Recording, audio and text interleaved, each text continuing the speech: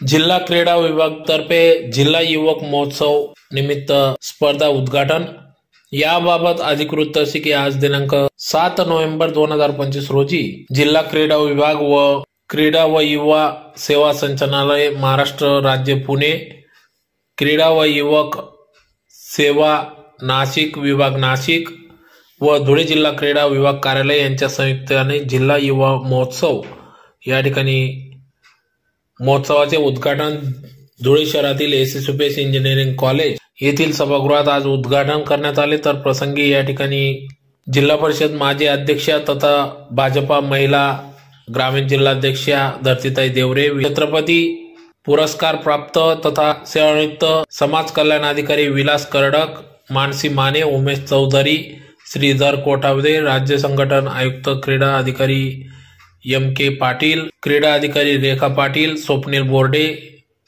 मुद्रा अग्रवाल, गौरव परदेशी आदी मान्यवर पदाधिकाऱ्यांच्या उपस्थितीत या ठिकाणी कार्यक्रमाच्या सुरुवातीला दीप प्रज्वलन करून कार्यक्रमास सुरुवात करण्यात आली। या स्पर्धाचे उद्घाटन करण्यात आले। तर सदर स्पर्धेत 150हून अधिक स्पर्धकांनी सहभाग नोंदविला। तर यावेळी क्रीडा अधिकारी एम.के. पाटील यांनी सांगितले की क्रीडा युवक सेवा नाशिक विभाग नाशिक क्रीडा अधिकारी कार्यालय धुळे यांच्या संयुक्त विद्यमानाने जिल्हा युवा महोत्सव कार्यक्रम घेण्यात येत असतो।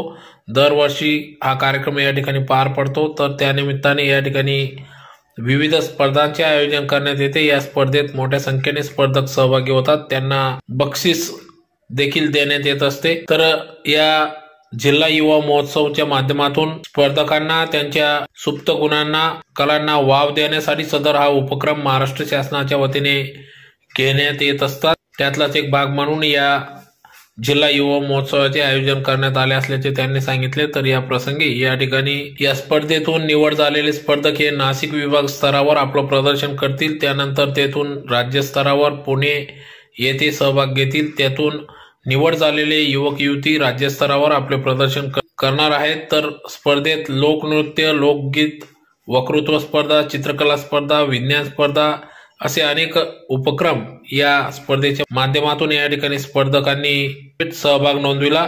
तर यावेळी पदाधिकारी मान्यवर यांच्यासह स्पर्धक मोठ्या संख्येने या ठिकाणी उपस्थित होते। त्यांच्या सुप्त गुणांना कुठेतरी वाव मिळाली पाहिजे, तर या उद्देशानं हे कार्यक्रम आयोजित करण्यात येत असतात। तर आजच्या आपल्या धुळे जिल्ह्याला जिल्हा क्रीडा अधिकारी कार्यालयाच्या वतीनं दिनांक 7 नोव्हेंबर 2025 या दिनी आपण आज कार्यक्रम होऊ घातलेला आहे। कुठल्याही कार्यक्रमाचं सुरुवातीला दीप प्रज्वलन हे करायचं असतं। युवक क्रीडा व युवक सेवा संचालनालयाचं आहे, त्याच्यामुळे युवकांचाही उपक्रम विविध त्यांच्या स्पर्धा, त्याच्यासाठी युवा महोत्सव, युवक कल्याण अनुदान असे उपक्रम आमच्या कार्यक्रम राबवले जातात आणि त्याचाच एक भाग म्हणून आपण या ठिकाणी जिल्हास्तरीय युवा महोत्सव आयोजित केलेला आहे।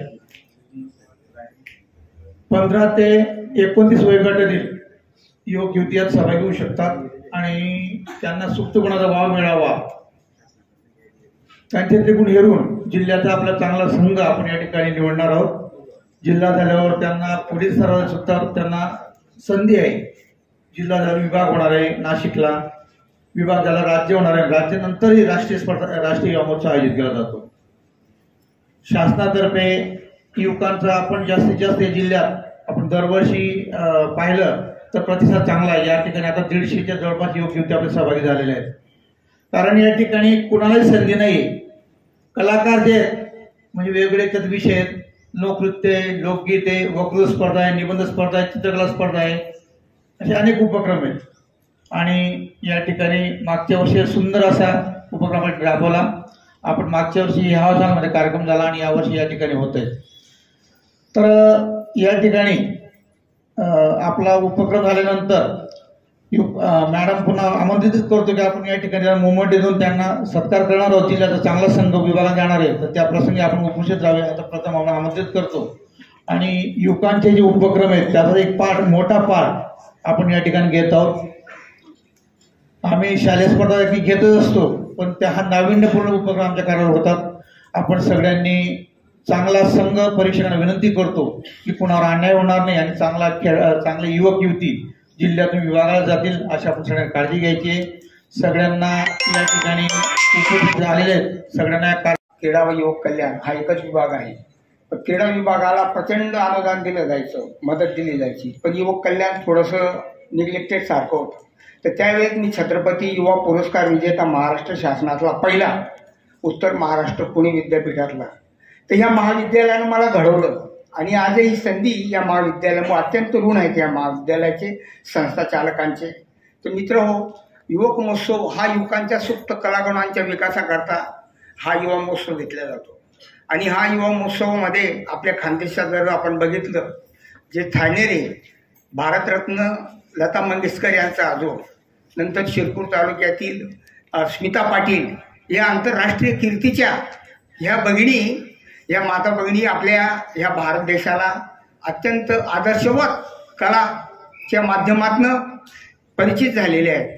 तेव्हा ह्या युवक कल्याण विभागातर्फे हा युवक कल्याण युवकांचा जो महोत्सव आहे, तर ह्या युवा महोत्सवानिमित्त तुमचे सुप्त कलागुण प्रदर्शित केल्यानंतर सरांनी सांगितलं जिल्हा स्तर, विभागीय स्तर, राज्यस्तर आणि केंद्रशासित प्रदेश, तर देशात सुद्धा आपल्या कलागुणांच्या विकासाप्रमाणे आपण पुढे जावं.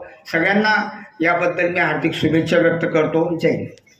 ऐकतो तेव्हा आपल्या लक्षात काय येतं, हे काहीतरी स्पोर्ट रिलेटेड असेल, काहीतरी फिजिकल ऍक्टिव्हिटी असेल, परंतु ह्या शब्दाची जे कल्पना आपण बदलली आहे, म्हणून आपला जे मनाचा विकास जसं फिजिकल इम्पॉर्टंट आहे तसंच मेंटली हेल्थ सुद्धा तेवढीच इम्पॉर्टंट आहे.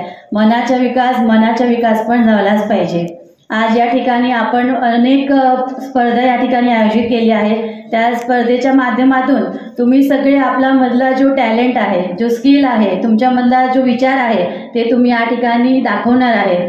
तुमच्यासाठी आज या ठिकाणी खूप मोठा प्लॅटफॉर्म उपलब्ध करून दिला आहे, जेणेकरून तुमच्यामध्ये जो हिडन टॅलेंट आहे तो तुम्ही या ठिकाणी दाखवू शकतो.